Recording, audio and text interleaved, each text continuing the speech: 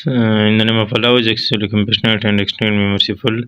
देखिए, आज का हमारा जो तीसरा टॉपिक है साइंस के हवाले से, वो है डाइजेस्टिव सिस्टम, निज़ाम इंहिज़ाम। ये जो डाइजेस्टिव सिस्टम है तीसरा, तो इसमें देखिए डाइजेस्टिव सिस्टम को उर्दू में निज़ाम इंहिज़ाम कहते हैं। और डाइजेस्टिव सिस्टम सबसे पहले आप देखिए डिफ़ाइन करिए। इन अल्फाज को ना देखें, ये अल्फाज इनको ना देखिए, जो मैं बता रहा हूँ, जो मैं बोल रहा हूँ, उसे आप नोट कर लें। डाइजेस्टिव सिस्टम क्या होता है कि the system in which the human being gets food and then passes through different types of different parts of body and then digest these kind of foods and the system इसका digestive system. देखो simple, मैंने आपको ये बताया कि जब इंसान खुराक लेता है तो उसे मुख्तलिफ़ हिस्सों से गुजार कर उसे हज़म करने के लिए मुख्तलिफ़ हिस्सों से गुज़ारते हैं। तो ये जो मुख्तलिफ़ हिस्से डाइजेस्टिव सिस्टम में काम करके खुराक को हज़म करती है, एनर्जी प्रोवाइड करती है और इसी खुराक को डाइजेस्ट करती है। तो द सिस्टम इसका डाइजेस्टिव सिस्टम। तो ये अभी मैं आपको ये डाइजेस्टिव सिस्टम जो है, ये जो लिखा हुआ है, ये जो सार जो लिखा हुआ है, ये आपको समझ नहीं आएगा। डायरेक्ट हम ये मेन स्ट्रक्चर पर आते हैं, जो आपको फिर मुकम्मल तौर पर समझ आ जाएगी। ये मेन स्ट्रक्चर में आपको मुकम्मल समझ आ जाएगा। तो आप यहाँ पर देखिए, सबसे पहले जो डाइजेस्टिव सिस्टम में एक हिस्सा है, पहला जो हिस्सा है वो है माउथ, मुँह। दूसरा है सैलिवरी ग्लैंड, गदूद के जो ग्लैंड्स होते हैं जिनसे सालिवा निकलता है, थूक निकलता है। फेरेंक्स, ओएसोफेगस और स्टमक, और नीचे आकर स्टमक, फिर लीवर, उसके बाद गॉल ब्लैडर, उसके बाद पेंक्रियास, उसके बाद स्मॉल इंटेस्टाइन, लार्ज इंटेस्टाइन, आखिरी में रेक्टम। तो इन सब को ब्रीफली अभी हम डिस्कस करते हैं, फिर जाके मुकम्मल डाइजेस्टिव सिस्टम आपको समझ आ जाएगा।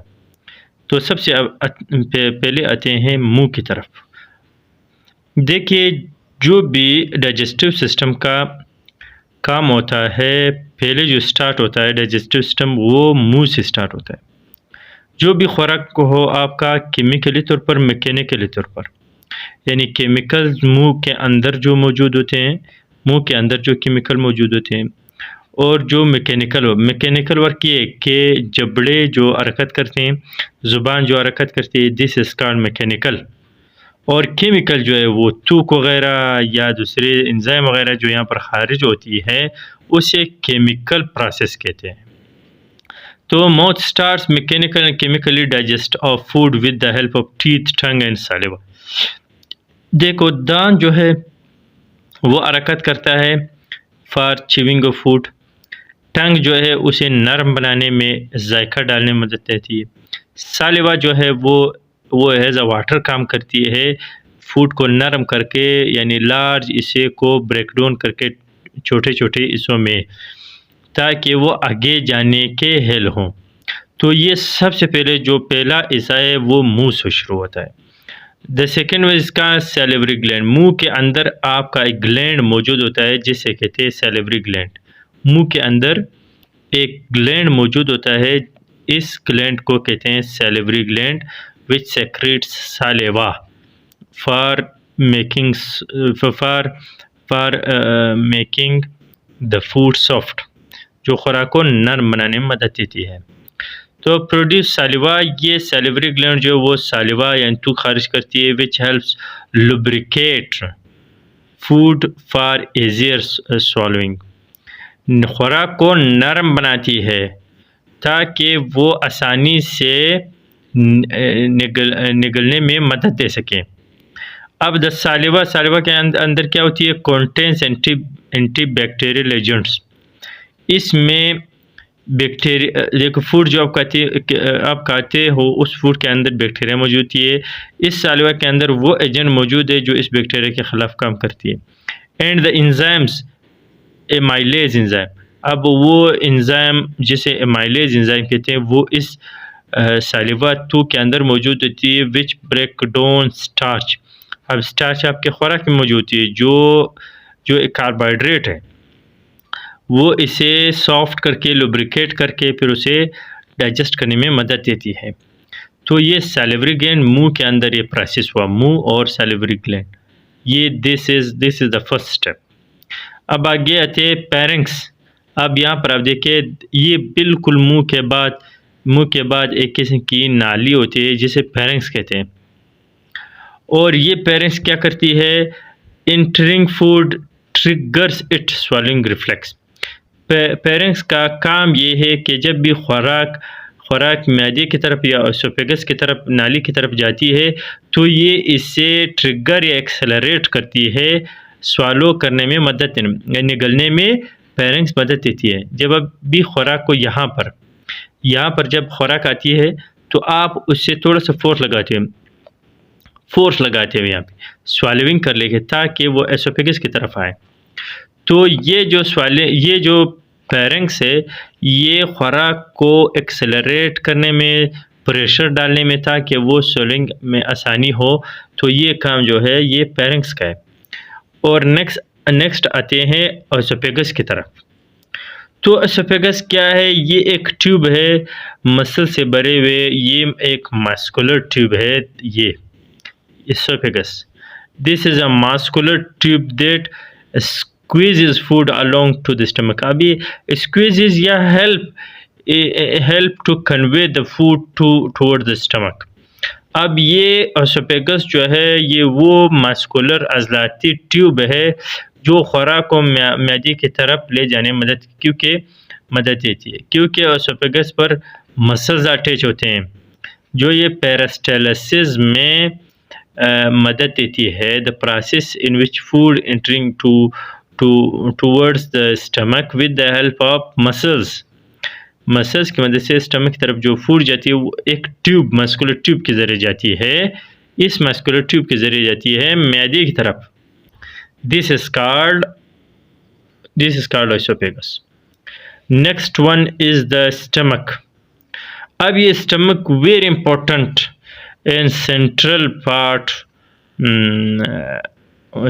पार्ट ऑफ डाइजेस्टिव सिस्टम, जिसका बड़ा से बड़ा रोल होता है। ये स्टमक वेरी इंपॉर्टेंट पार्ट, ये इंपॉर्टेंट रोल अदा करती है। अब सबसे पहले खुराक जो एसोफेगस से आकर मैदे में जमा हो जाती है, स्टोरेज का काम करता है। देखिए, stores mixes and digest food. सबसे पहले खुराक जो यहाँ पर आती है मैदे के अंदर, तो मैदा इसे स्टोर करती है, फिर इसी खुराक को मिक्सअप करती है एंड देन डाइजेस्ट करने में मदद देती है, डाइजेस्ट करने का अमल शुरू करती है विद गैस्ट्रिक जूस। अब यहाँ मैदे के दीवारों पर जो है वो एक किस्म का जूस सेक्रेट करती है, खुराक के ऊपर जूस खारिज करती है। इस जूस को कहते हैं गैस्ट्रिक जूस। अब ये क्या पैदा करे गैस्ट्रिक जूस के अंदर, it produce which consist of mucus enzymes, mucus भी बलगम की तरह एंजाइम्स भी मौजूद है, एंड हाइड्रोक्लोरिक एसिड HCl जिन्हें कहते हैं। ये एक एंजाइम है जो खुराक को ब्रेकडाउन और उसे हजम करने में मदद देती है, प्रोड्यूसिंग एसिड कायम। अब ये एक एसिड प्रोड्यूस करती है HCl जो कायम है, ये डायरेक्ट आपके खुराक को डाइजेस्ट करने में मदद देती है। ये मैदे के अंदर है। अब उसके बाद लीवर, ये भी एक इम्पोर्टेंट ग्लैंड है, इम्पोर्टेंट हिस्सा है। अब यहाँ पर देखिए, blood carrying nutrients from the small intestine passes through the liver. अब ये खुराक, जब भी खुराक की एनर्जी तो ये ब्लड में भी चली जाती है। अब ये क्या करती है, सबसे पहले खुराक से जो एक एनर्जी की सूरत में जो जिस्म के अंदर इस्तेमाल होती है, ये सबसे पहले उसको फ़िल्टर करती है। It and break down and synthesise protein, उसे खींचती है अब यहाँ पर जो लिवर है, ये जो लिवर है, इसका काम ये कि खुराक से एक एनर्जिकल न्यूट्रिएंट्स जो इस्तेमाल होने वाली हो बॉडी के अंदर, ये उसे क्या करती है, फ़िल्टर करती है, उसी खुराक को ब्रेक डाउन करती है और उसी खुराक से प्रोटीन बनाती है। Break down carbohydrates into glucose, तो इसका काम ये कि प्रोटीन बनाती है लिवर, और ये कार्बोहाइड्रेट्स को ब्रेक डाउन करती है इनटू ग्लूकोज। तो कार्बोहाइड्रेट जो है वो हाई एनर्जी एजेंट है, तो ग्लूकोज में एंड ग्लाइकोजन, ग्लूकोज और ग्लाइकोजन में इसे तब्दील करती है। कार्बोहाइड्रेट, ग्लूकोज ये मोनोसेक्राइड है, ग्लाइकोजन मोनोसेक्राइड है, कार्बोहाइड्रेट जो है वो पॉलीसेक्राइड है। तो कार्बोहाइड्रेट्स को ये ग्लूकोज और ग्लाइकोजन में तब्दील करती है, जो प्रोड्यूस बाइल, जो एक जूस बनाती है जिसे बाइल कहते हैं, तो बाइल तो डायरेक्ट उसे हजम करती है। तो ये ग्लूकोज आपके जिस्म में, ग्लाइकोजन आपके जिस्म में इस्तेमाल होती है ताकि प्रोटीन बने, एनर्जी बने। तो उसके बाद आते हैं गॉल ब्लैडर की तरफ। तो ये गॉल ब्लैडर जो है, ये क्या करती है गॉल ब्लैडर का काम ये है, ये यहाँ पर बिल्कुल लिवर के इधर नीचे, ये इसके अंदर ये बाइल जूस ये प्रोड्यूस करती है। Collects bile from the liver, ये जैसी लिवर जो है जैसी बाइल बनाती है आखिरी में, तो ये क्या करती है, गॉल ब्लैडर जो है वो बाइल जूस को कलेक्ट करती है and discharges it into the small intestine, और ये छोटी जो अंतड़ियाँ हैं उसमें बाइल जूस खारिज करती है, और where it helps digest fat, जहाँ पर ये फैट्स को डाइजेस्ट करती है। तो आप यहाँ पर देखिए, ये जो हिस्सा है ये छोटा सा, ये गॉल ब्लैडर का हिस्सा है। लिवर जैसे आखिरी में बाइल जूस को बनाती है, तो ये जो है बाइल जूस को कलेक्ट करती है और ये then secreted into the small intestine, आखिर में स्मॉल इंटेस्टाइन आ जाता है, तो ये स्मॉल इंटेस्टाइन में खारिज करती है ताकि खुराक में मौजूद फैट्स जो हो उसे हजम कर सके। Next one is the pancreas. अब ये पेंक्रियाज जो है, पेंक्रियाज लबलबा, अब ये it is called in Urdu लबलबा, ये दिस वन मैं आपको ये इधर बताता हूँ, ये this is called pancreas, this is called pancreas, ये पेंक्रियाज है। अब इसका काम आप देखिए, pancreas one is the gland in the body, a gland that produce digestive enzyme. अब ये वो एंजाइम खारिज करती है जो डाइजेस्ट करती है खुराक को, एंड एन अल्कलाइन सोल्यूशन, ये एक सोल्यूशन बनाती है जिसमें ये एंजाइम्स खारिज करती है ताकि खुराक हजम हो, दैट न्यूट्रलाइजेज द एसिड कायम। अब यहाँ पर एसिड कायम का कोई काम नहीं होता, ये एंजाइम जो खारिज होते हैं, सो एसिड कायम जो HCl खारिज करती है, HCl बनाती है, तो इनका अभी कोई काम नहीं होती, न्यूट्रलाइज यहाँ पर इनका काम ख़त्म हो जाता है। That comes from the stomach, ये काम HCl जो स्टमक से आते हैं, तो इनका काम ख़त्म हो जाता है। It also secretes the hormone insulin. अब यहाँ पर देखिए, बाज़ औक़ात जो अगर ज़्यादा तादाद में ग्लूकोज खारिज हो जाए तो क्या करती है, तो ये शुगर का बेस बनती है। तो ये पेंक्रियाज वेरी इंपॉर्टेंट रोल इसका। अब ये ऐसा एंजाइम्स खारिज करती है जो उस ग्लूकोज को कंट्रोल करती है, इंसुलिन उस ग्लूकोज को कंट्रोल करता है ताकि प्रेशर वगैरह, प्रेशर हायर और लोअर इसको मेंटेन कर सकें। ये इस पेंक्रियाज का काम है। अगर यहाँ से ग्लूकोज ज़्यादा में खारिज हो जाए तो शुगर का बेस बनती है, तो ये पेंक्रियाज जो है इसके मुकाबले में इंसुलिन खारिज करती है ताकि ग्लूकोज को मेंटेन कर सके। अब यहाँ पर आप देखें, आगे आते हैं स्मॉल इंटेस्टाइन की तरफ। This one is small intestine, ये this one is the small intestine. अब यहाँ पर देखिए स्मॉल इंटेस्टाइन का वर्क क्या है। अब ये देखिए स्मॉल इंटेस्टाइन क्या है। Small intestine 6 metre long tube, तो ये जो सही है 6 मीटर एक बड़ा सा ट्यूब है, in which most of the chemical digestion occurs, जहाँ पर ज़्यादातर जो केमिकली तौर पर देखो मैकेनिकल भी मैं आपको बताया, केमिकल तौर पर यहाँ पर खुराक डाइजेस्ट हुई है। Nutrients are absorbed from here into the bloodstream.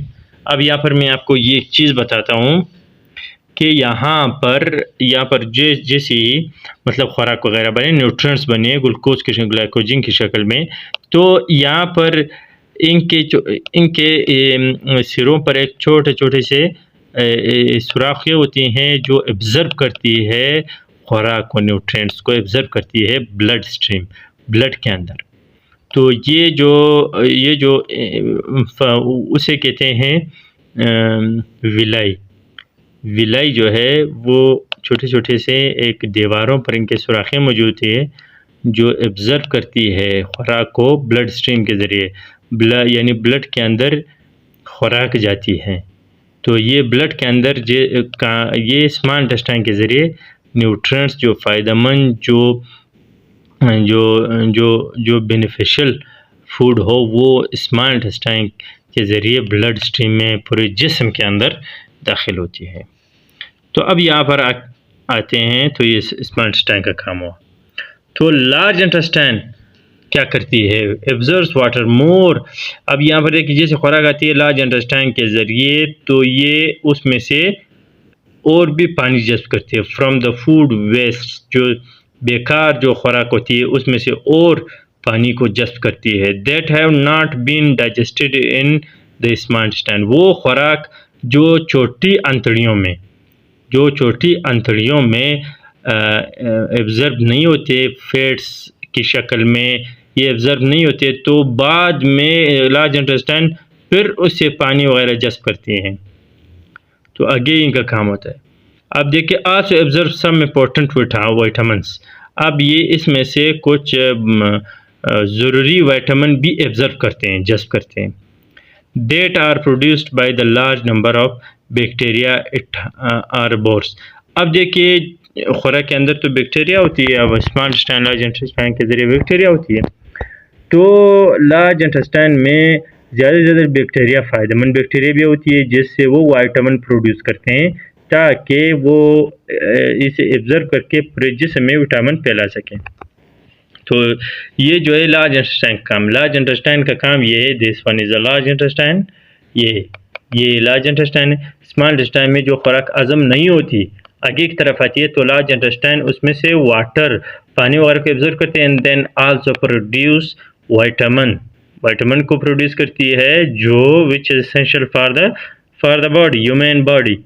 अब यहाँ पर आते हैं, अब rectum which is the last digestive part. Rectum क्या करती है? Stores faeces.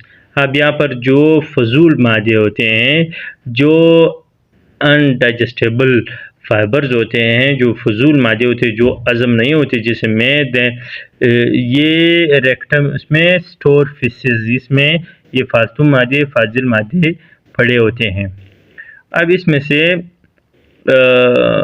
प्लांट्स फाइबर्स भी होते हैं जो हज़म नहीं होते, bacteria and water, until they can be eliminated from the body through the anus।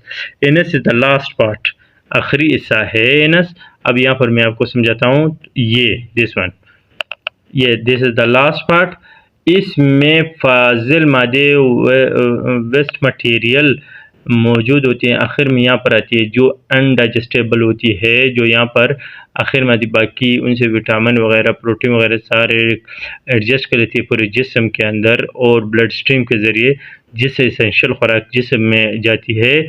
लेकिन यहाँ पर जो आखिरी हिस्सा है रेक्टम, अब ये रेक्टम क्या करती है? इसमें वेस्ट मटेरियल, फाजिल मादे, फालतू मादे यहाँ पर स्टोर होती है, देन आखिर का end lastly secreted from the या eliminated from the body through इनस।